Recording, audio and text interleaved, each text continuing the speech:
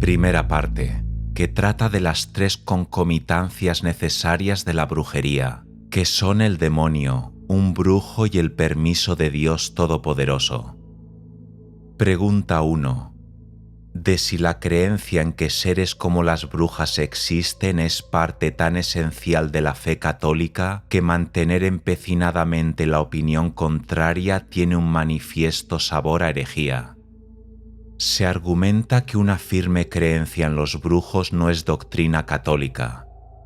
Quien crea que cualquier criatura puede ser transformada para mejor o para peor, o convertida en otra cosa u otro ser por cualquiera que no sea el creador de todas las cosas, es peor que un pagano y un hereje. De modo que cuando se informa que tales cosas son efectuadas por brujos, esa afirmación no es católica, sino claramente herética. Más aún, no existe operación de brujería que posea un efecto permanente en nosotros, y la prueba de esto es que si así fuera sería realizada por obra de los demonios.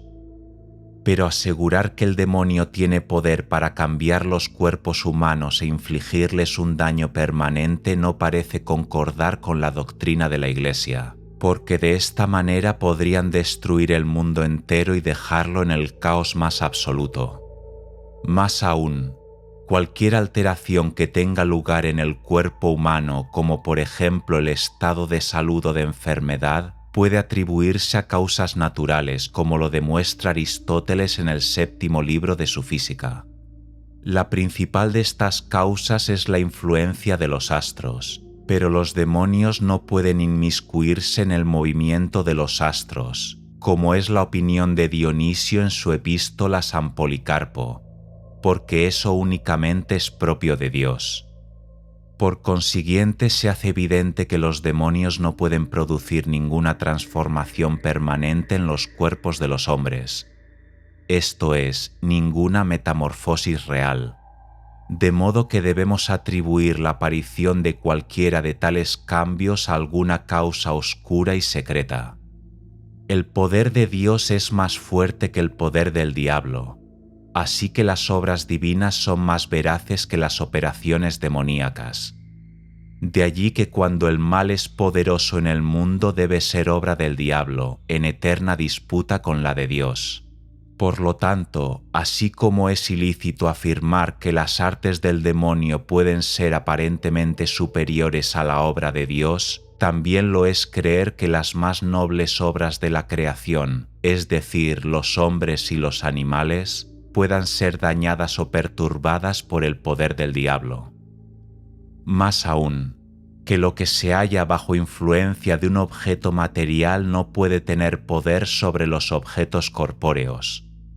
Pero los demonios están sometidos a la influencia de las estrellas, porque los magos reparan en el curso de determinadas estrellas para invocar a los demonios. Por eso carecen del poder de provocar cambios en un objeto corpóreo, y de allí se desprende que las brujas poseen un poder menor que el de los demonios, porque éstos no tienen poder alguno, excepto cierto arte sutil o artificio. Pero un artificio tal no puede producir permanentemente una forma verdadera, y cierto autor dice que quienes escriben sobre la alquimia saben que no hay esperanza alguna de una real transmutación. Por lo tanto, los demonios son incapaces, mediante el uso de lo más selecto de sus artes, de provocar curas permanentes o males permanentes. Si tales estados existen, se debe, por cierto, a otra razón, que bien puede ser desconocida y nada tiene que ver con las obras de diablos o brujos. Pero según el decreto 33.1.4 el caso es a la inversa. Si por brujería o por cualquier arte mágica permitida por el oculto pero justísimo designio de Dios y con el auxilio del poder del demonio, etc. Fin de la cita. Esto se refiere a cualquier sortilegio que impida el acto conyugal del matrimonio, y para que este impedimento sea efectivo puede concurrir tres causas, a saber, la brujería, el diablo y el permiso divino. Más aún, La más fuerte de ellas puede influir sobre la más débil, pero el poder del demonio es más fuerte que los poderes de cualquier humano, como dice Job 40. No hay sobre la tierra poder que pueda compararse al suyo, que fue creado para que no temiese a nadie. Respuesta. Se presentan aquí 3 errores heréticos que deben confrontarse, y al refutarlos la verdad se verá con claridad.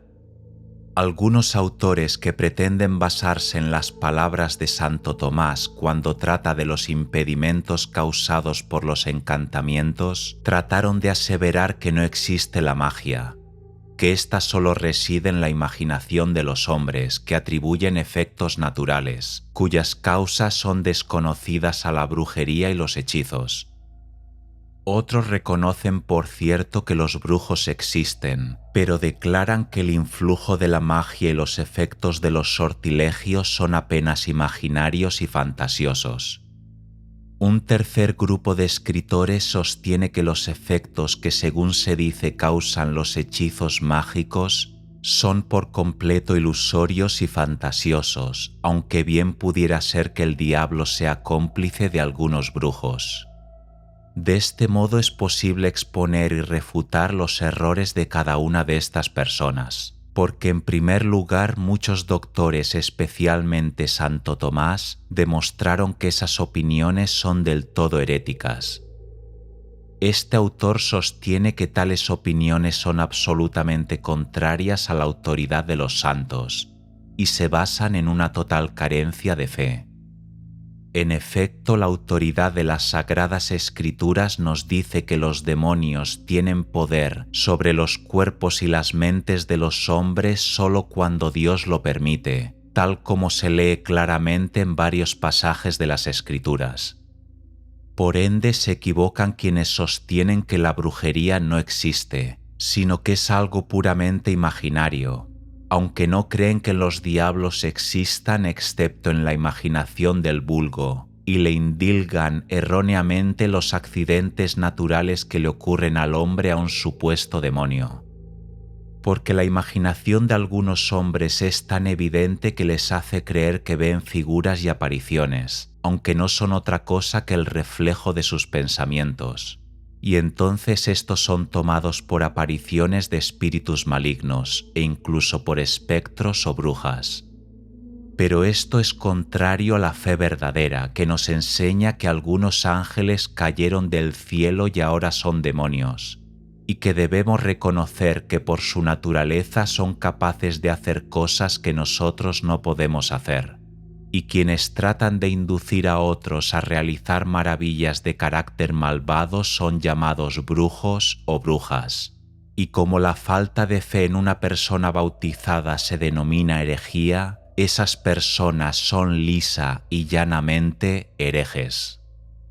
En lo atinente a quienes sostienen los otros 2 errores, es decir, a quienes no niegan que existan demonios y que éstos posean un poder natural, pero que difieren acerca de los posibles efectos de la magia y de las posibles artes de los brujos, unos afirman que es cierto que los brujos pueden provocar determinados efectos, y sin embargo dichos efectos no son reales sino fantásticos, mientras que los otros admiten que es verdad que algún mal tangible recae sobre la persona o personas atacadas, pero que cuando un brujo imagina que este mal es efecto de sus artes se engañan groseramente.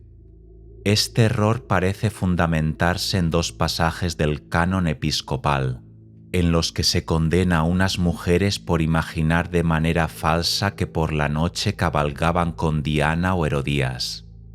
Sin embargo, puesto que a menudo tales cosas suceden por ilusión, los que creen que los efectos de la brujería son simple fantasía o sugestión también se equivocan grandemente. En segundo lugar, y en relación con un hombre que cree o afirma que una criatura puede ser hecha o transformada para mejor o para peor, o convertida en otra forma o semejanza por cualquiera que no sea Dios, creador de todas las cosas, dicho hombre es un infiel e incluso peor que un pagano. Por lo que, y teniendo en cuenta las palabras transformado para peor, Dicen que si tal efecto es provocado por brujería, no puede ser real, sino que debe ser fantasía. Pero como estos errores saben a herejía y contradicen el sentido del canon, primero probaremos nuestras aseveraciones por medio de la ley divina, y así también por la ley eclesiástica y civil, pero ante todo de manera general. En principio, las expresiones del canon deben ser tratadas detalladamente, aunque el sentido del canon quedará más claro aún en el interrogante siguiente, porque en muchos pasajes la ley divina manda que no solo debemos evitar a los brujos, sino que también estos tienen que ser ejecutados, y en realidad la ley no impondría esta pena definitiva si los brujos no hicieran reales y auténticos pactos con los demonios para provocar verdaderos daños y maldiciones, ya que la pena de muerte se impone solo en casos de delitos graves y notorios, aunque a veces adopta la forma de muerte del alma, que puede ser causada por el poder de una ilusión fantástica o por la tensión de la tentación. Esta es la opinión que sustenta Santo Tomás cuando considera si es malo utilizar la ayuda de los demonios, pues en el capítulo 18 del Deuteronomio se ordena la muerte de todos los magos y encantadores. También el Levítico dice en el capítulo 19: «No os volváis a los encantadores o adivinos, no los consultéis ensuciándoos con ellos. Yo pondré mi rostro contra tal varón, y lo apartaré de su pueblo». Asimismo, en el capítulo 20 dice: «Y el hombre o la mujer que evocaren espíritus de muertos, o se entregaren a la adivinación, han de ser muertos. Los apedrearán con piedras, su sangre sobre ellos». Fin de la cita. Se dice que son adivinos aquellos en quienes los demonios han obrado prodigios extraordinarios. Más aún debe recordarse que en razón de este pecado Ococías se enfermó y murió, y lo mismo Saúl. Existen además las autorizadas opiniones de los padres que comentaron las Escrituras y que trataron en detalle el poder de los demonios y las artes mágicas. Pueden consultarse asimismo los escritos de muchos doctores acerca del libro 2 de las sentencias, y quedará comprobado que todos coinciden al decir que existen magos y hechiceros, que por el poder del diablo son capaces de producir efectos reales y extraordinarios, y que estos no son imaginarios, y que Dios permite que eso suceda. Muchos otros doctos pensadores de la Iglesia esgrimen la misma opinión, y sería el colmo del absurdo que cualquier persona intentara contradecirlos, y no podría considerarse que estuviese libre de la culpa del pecado de herejía, porque a cualquiera que se equivoque gravemente en la exposición de la Sagrada Escritura se lo considera con razón un hereje, y quien piense en forma distinta en cuanto a estos asuntos que conciernen a la fe que sostiene la Santa Iglesia Romana es un hereje. Esa es la fe.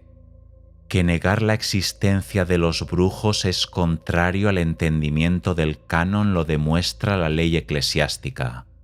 Así disponemos de las opiniones de los comentaristas del canon, que comienzan diciendo: «Si cualquiera, por medio de artes mágicas o brujería». Fin de la cita. Y además están los autores que hablan de hombres impotentes y embrujados, y que por causa de este obstáculo causado por la brujería se ven imposibilitados de copular, por lo cual el contrato matrimonial se declara nulo, y casos en los que el matrimonio se torna imposible, porque dicen, y Santo Tomás se muestra en acuerdo con ellos, que si la brujería produce su efecto antes de que haya existido contacto carnal en el caso de un matrimonio, si es duradero, anula y destruye el vínculo matrimonial. Y queda claro que no puede decirse que tal situación sea ilusoria o efecto de la imaginación. Lo que sí es un hecho que está fuera de toda discusión es que dicha impotencia puede ser motivada por los poderes de un demonio, por intermedio de un pacto celebrado con él e incluso por el diablo mismo, sin contar con la asistencia de ningún brujo, aunque esto último rara vez ocurre en el seno de la Iglesia, puesto que el matrimonio es un excelentísimo sacramento. Pero entre los paganos en verdad sucede, y se debe a que los espíritus malignos actúan cual si tuviesen efectivo dominio sobre ellos, como lo hace saber Pedro de Paludes en su cuarto libro acerca de un joven que se había prometido en matrimonio a cierto ídolo, pese a lo cual se casó con una doncella con la cual fue incapaz de mantener contacto alguno, porque siempre intervenía el diablo que aparecía en forma física. Sin embargo, en la Iglesia el demonio prefiere actuar por medio de brujos y provocar esos efectos para su provecho, es decir, para la perdición de las almas. Y entre los demás interrogantes que teólogos y canonistas plantean en relación con estos puntos hay uno de suma importancia, ya que trata cómo puede curarse esa incapacidad y si es permitido curarla por medio de un contrahechizo, y qué debe hacerse si la bruja que obró el encantamiento ha muerto, hechos que toca Godofredo de Fontaine en su Suma. Este es pues el motivo por el que los canonistas hayan elaborado con tanta atención y esmero un catálogo que contiene las diferentes penas, con la diferenciación entre la práctica privada y la práctica abierta de la brujería, o antes bien de la adivinación, puesto que esta funesta superstición tiene varios grados y especies, de modo que a todo aquel que se entregue manifiestamente a ella debe negársele la comunión. Si se ejecuta de manera oculta, el culpable debe hacer penitencia durante 40 días. Si se trata de un clérigo, debe ser suspendido y encerrado en un monasterio. Si es un laico, se lo excomulgará, puesto que todos estos infames deben ser castigados, junto con quienes a ellos recurren sin que se admita excusa alguna. Idéntica pena impone la ley civil. En su Suma sobre el libro 9 del Códice, en el rubro que trata de los hechiceros, Azo establece: hágase saber que todos aquellos a quienes comúnmente se llama hechiceros, y también aquellos diestros en el arte de la adivinación, incurren en un delito penado por la muerte. Más adelante vuelve a aludirse a esta pena y este es el texto exacto. Es ilegal que cualquier hombre practique la adivinación. Si lo hace, su recompensa será la muerte por la espada del verdugo. También existen otros que con encantamientos mágicos procuran quitar la vida a personas inocentes y convierten las pasiones de las mujeres en cualquier clase de lujurias. Estos criminales serán arrojados a las bestias salvajes, y la ley permite que cualquier testigo sea admitido como acusador contra ellos. Esto lo especifica con toda claridad la parte del canon que trata sobre la defensa de la fe, y se permite el mismo procedimiento en una acusación de herejía. Cuando se presenta una tal acusación, cualquier testigo puede prestar testimonio, como si se tratara de un caso de lesa majestad, porque la brujería es alta traición contra la majestad divina, y deben ser sometidos a tortura para que confiesen. Cualquier persona, sea cual fuere su rango o profesión, puede ser torturada ante una acusación de esa clase, y quien sea hallado culpable, aunque confiese su delito, será puesto en el potro y sufrirá las penas dispuestas por ley, a fin de que sea castigado en forma proporcional a sus ofensas. Fin de la cita. En tiempos pasados estos criminales sufrían un castigo doble, y a menudo eran echados a las fieras para que los devorasen. Hoy son quemados en la hoguera, lo que tal vez se deba a que la mayoría son mujeres. La ley civil prohíbe asimismo la connivencia y participación en tales prácticas.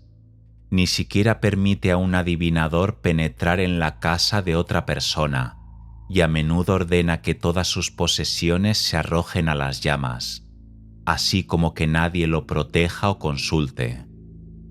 Muchas veces se los deportaba a alguna isla desierta y lejana, y sus bienes eran subastados públicamente.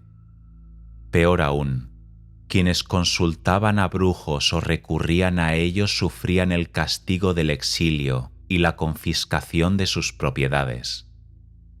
Estas penas comenzaron a imponerse con el consenso de todas las naciones y gobernantes y contribuyeron grandemente a la supresión de las prácticas prohibidas.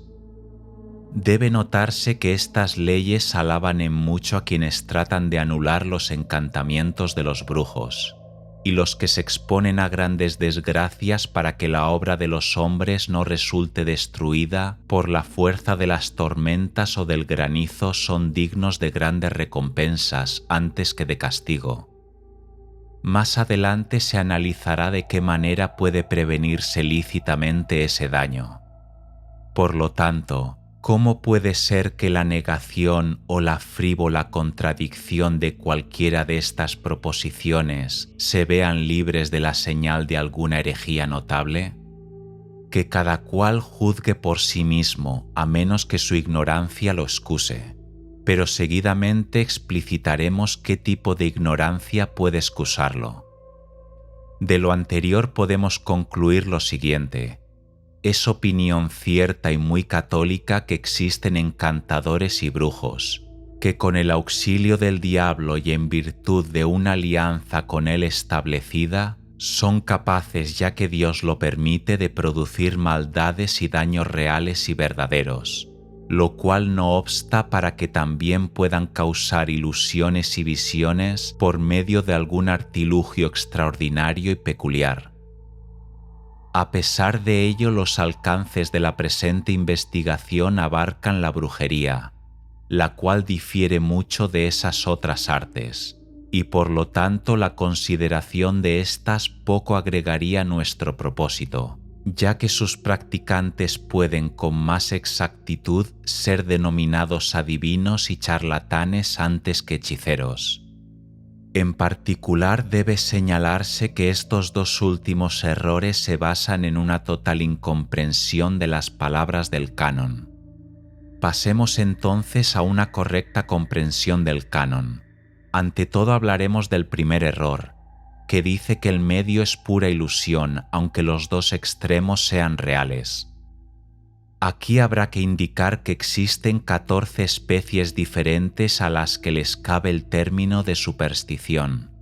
La categoría en que han de clasificarse las mujeres de esta clase se denomina de las pitonisas, personas por medio de las cuales el diablo habla o realiza algún hecho asombroso, y a menudo esta es la primera categoría. Pero aquella bajo la cual se unifica a los brujos es la de los hechiceros. Y como estas personas difieren mucho entre sí, no sería apropiado que no se las incluyese en las especies que abarcan a tantas otras. Por lo tanto, como el canon menciona de modo expreso a ciertas mujeres, pero no habla de las brujas en otras tantas palabras, fracasan por completo quienes entienden que el canon se refiere tan solo a viajes imaginarios y traslaciones corporales, y quienes intentan reducir todas las supersticiones a esta ilusión. Porque así como aquellas mujeres se transportan en su imaginación, así también las brujas se transportan real y físicamente. Y quien desea argumentar a partir de este canon que los efectos de la brujería, el hecho de infligir cualquier enfermedad o dolencia, son puramente imaginarios, confunde por completo el significado del canon y yerra groseramente. Además, cabe señalar que aquellos que, si bien admiten que los dos extremos, es decir, la obra del diablo y su efecto, una enfermedad perceptible, son reales y verdaderos, a la vez niegan que esto lo realice por medio de un instrumento. Es decir, niegan que bruja alguna pueda haber participado en tal causa y efecto. Ellos, digo, se equivocan gravemente, porque el medio debe participar de la naturaleza de los dos extremos. Además, resulta fútil arguir que cualquier resultado de la brujería puede ser fantasioso e irreal, porque una tal fantasía no puede alcanzarse sin acudir a los poderes del demonio, y es necesario que se haya establecido un contrato con éste por medio del cual la bruja, real y verdaderamente, se obliga a ser la sierva del diablo y se consagre por entero a sus órdenes. Esto no se hace en sueños ni sujeto a la influencia de ilusión alguna, sino que ella coopera real y físicamente con el diablo y se somete a él. Pues en realidad este es el fin de toda brujería. Se trate de efectuar encantamientos por medio de la mirada por una fórmula de palabras o mediante cualquier otro hechizo, todo pertenece al diablo, como se verá en la pregunta siguiente. En verdad, si alguien lee seriamente y con cuidado las palabras del canon, encontrará en él 4 puntos que llamarán su atención. Y el primer punto es este: es de absoluta incumbencia de todas las criaturas y de los sacerdotes, y de todos los responsables del cuidado de las almas, enseñar a los pueblos que existe un solo, único y verdadero Dios, y que nadie más debe ser venerado en el cielo y en la tierra. El segundo punto es que aunque estas mujeres imaginen cabalgar con Diana o Herodías, en realidad cabalgan con el demonio, quien se arroga alguno de esos nombres paganos y obra un reflejo seductor ante sus ojos. El tercer punto es este: que el acto de la cabalgata puede ser meramente ilusorio, en tanto el diablo ejerce un extraordinario poder sobre las mentes de quienes se lo entregaron, de modo que las cosas que hacen en su imaginación creen que las hicieron real y verdaderamente en el cuerpo. Y el cuarto punto es este: las brujas firmaron un pacto que consiste en obedecer en todo al demonio, de donde la afirmación de que las palabras del canon debieran extenderse hasta incluir y abarcar todos los actos brujeriles es un absurdo, ya que las brujas hacen mucho más que estas mujeres, y en verdad son de una especie diferente. Acerca del hecho de si los hechiceros también se transportan localmente o apenas de manera imaginaria como los adivinos, lo trataremos en el capítulo 3 de la segunda parte.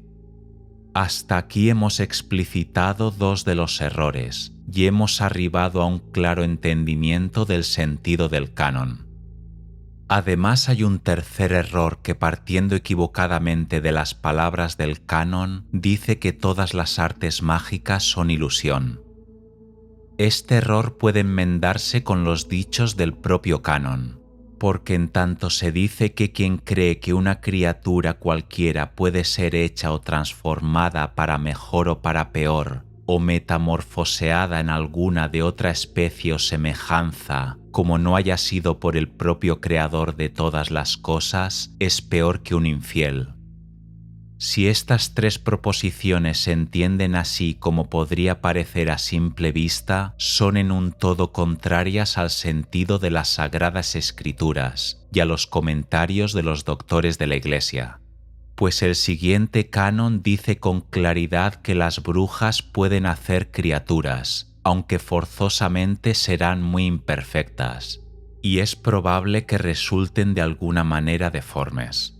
Y resulta claro que el sentido del canon coincide con lo que nos dice San Agustín acerca de los magos en la corte del faraón, que convirtieron sus varas en serpientes, como se describe en Éxodo 7:11. También podemos referirnos a los comentarios de Estrabón, quien dice que los diablos corren a un lado y a otro de la tierra, cuando con sus encantamientos las brujas los emplean en distintas obras, y dichos diablos pueden reunir diversos gérmenes o semen, y de estos hacer que crezcan diversas especies. En relación con el segundo punto, que una criatura puede ser modificada para mejor o para peor, debe comprenderse que esto solo puede ocurrir con el permiso y por el poder de Dios, y que solo se hace con el objeto de corregir o castigar, aunque a menudo Dios permite que los diablos actúen como sus ministros y sus servidores, aunque siempre es Dios únicamente quien puede enfermar y solo Él puede curar, pues como dice Deuteronomio 32:39, yo hago morir y yo hago vivir. Fin de la cita. En consecuencia, los ángeles del mal pueden cumplir y de hecho cumplen con la voluntad de Dios.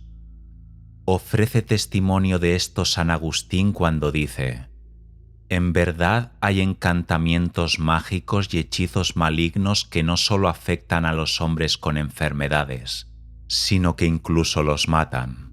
Fin de la cita. También debemos esforzarnos por entender con claridad qué ocurre en realidad cuando hoy en día, y por el poder del diablo, los magos y las brujas se convierten en lobos y otros animales salvajes.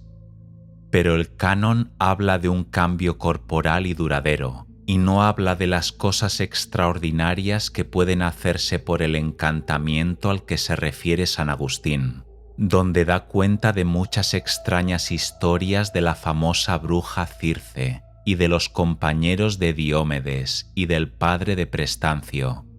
Esto se analizará en la segunda parte. De si es una herejía afirmar que las brujas existen. La segunda parte de nuestra investigación consiste en averiguar si es herético afirmar con obstinación que las brujas existen. El interrogante es el de si las personas que sostienen que las brujas no existen deben ser consideradas como herejes, o si se debe considerarlas como gravemente sospechosas de sostener opiniones heréticas. Parece que la primera opinión es la correcta, pues no cabe duda de que coincide con la opinión del erudito Bernardo. Pero acerca de las personas que abierta y empecinadamente perseveran en la herejía, hay que demostrar por medio de pruebas incontrovertibles que son herejes, y por lo general esa demostración se logra de tres maneras. Ya sea porque un hombre predicó y proclamó abiertamente doctrinas heréticas, ya porque se demuestre que es hereje por la declaración de un testigo fidedigno, o bien por su propia y libre confesión, y sin embargo existen quienes se oponen con irreflexión a todas las autoridades y proclaman en público que las brujas no existen, o por lo menos que en modo alguno pueden herir y lesionar al género humano. Por lo tanto, para decirlo en términos estrictos según el comentario de Bernardo, los convictos de tan malvada doctrina pueden ser excomulgados, ya que están abierta e inconfundiblemente presos de la difusión de una falsa creencia. El lector puede consultar las obras de Bernardo y verá que esta sentencia hace justicia, es correcta y fiel. Tal vez el castigo parezca severo, sobre todo por las penalidades que siguen a la excomunión, pues el canon prescribe que el clérigo será degradado y el lego entregado al poder de los tribunales seculares, a los que se ordena castigarlo como lo merece su delito. Más aún, debemos atender a la gran cantidad de personas que a causa de su ignorancia serán halladas culpables de este error. Y como el error es muy común, el rigor de la justicia estricta puede ser morigerado por la piedad. En verdad, nuestra intención es la de tratar de excusar a quienes son culpables de esta herejía, antes que acusarlos de hallarse infectados de la maldición del sacrilegio. Es preferible, por tanto, que si hubiera graves sospechas de que un hombre sostiene esa falsa opinión, no sea condenado enseguida por el gran delito de herejía. En rigor se puede juzgar a ese hombre como a una persona de la cual se tienen serias sospechas, pero no será condenado en su ausencia ni sin su testimonio. La sospecha puede ser muy grave y no podemos abstenernos de desconfiar de esas personas, pues sus frívolas afirmaciones parecen afectar la pureza de la fe. Porque existen tres clases de sospechas: la leve, la seria y la grave. Se las trata en el capítulo sobre las acusaciones y en el referido a la contumacia, libro 6 de Herética. Estas cosas caen en la jurisdicción del tribunal arquidiocesano. También puede hacerse referencia a los comentarios de Giovanni d'Andrea, y en particular a sus glosas sobre la naturaleza de las frases del acusado gravemente sospechoso y a su nota sobre una presunción de herejía.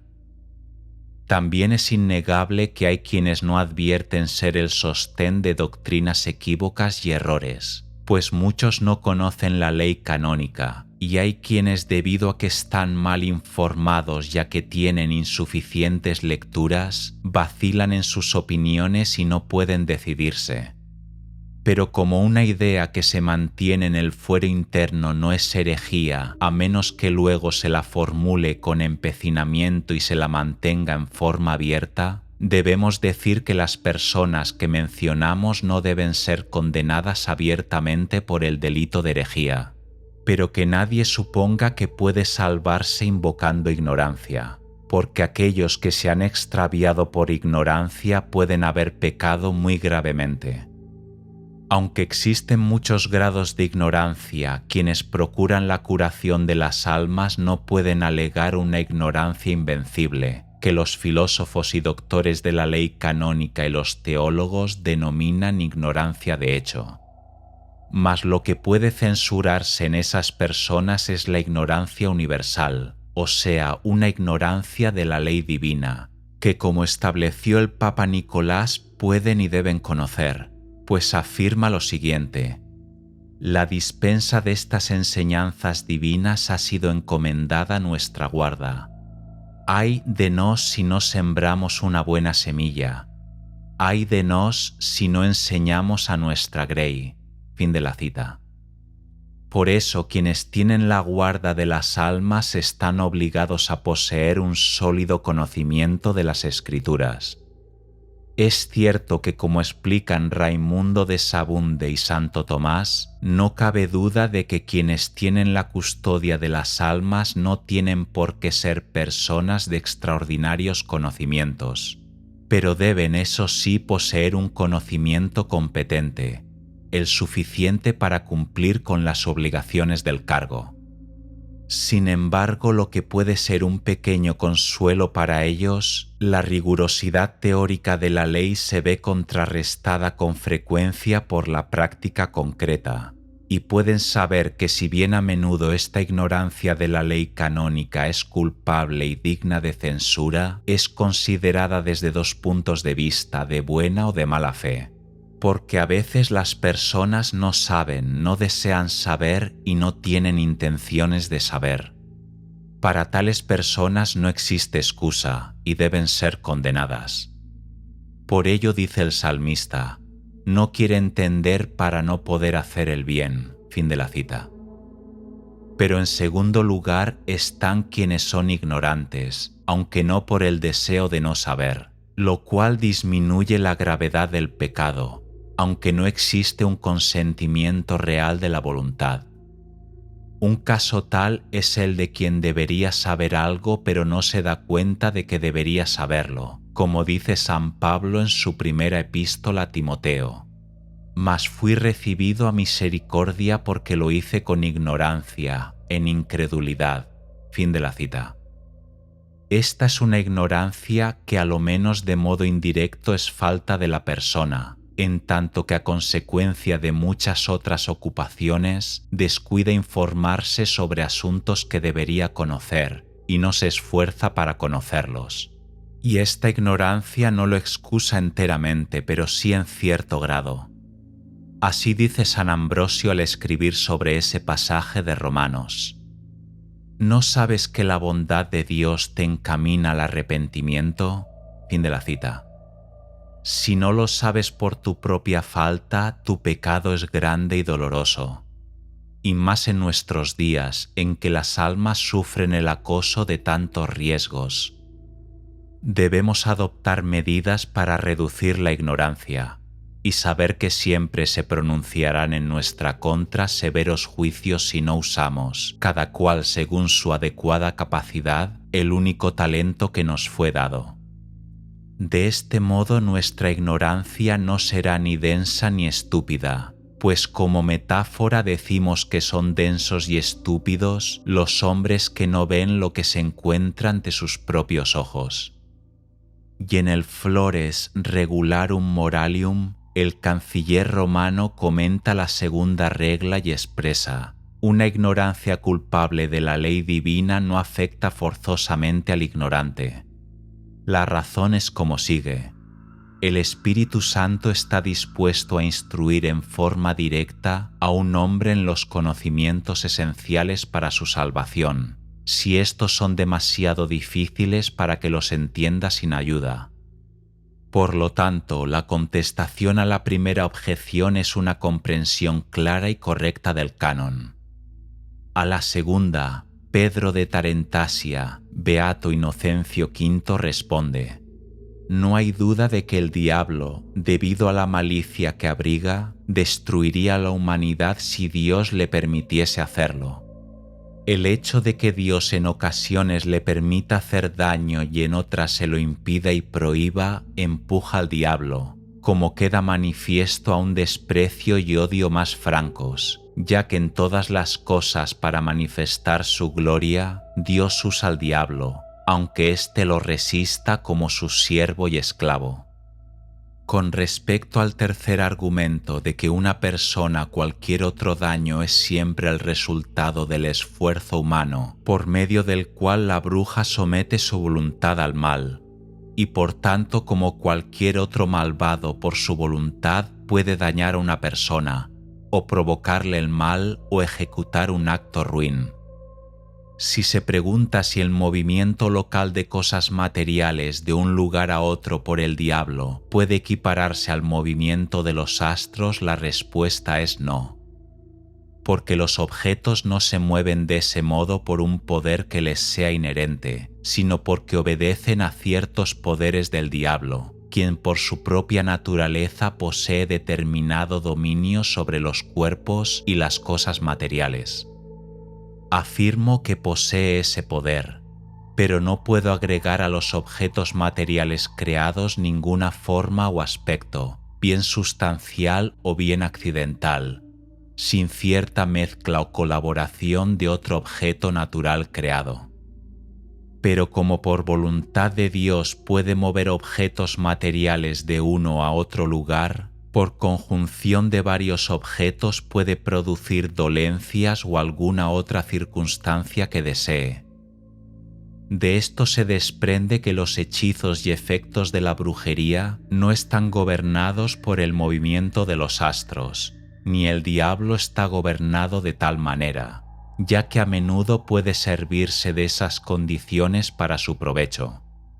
La respuesta a la cuarta objeción, de acuerdo con lo que afirmamos respecto del poder y los efectos de la brujería, la obra de Dios puede ser destruida por la del diablo, pero como ello solo puede ocurrir con permiso de Dios, no se sigue que el demonio sea más fuerte que Dios.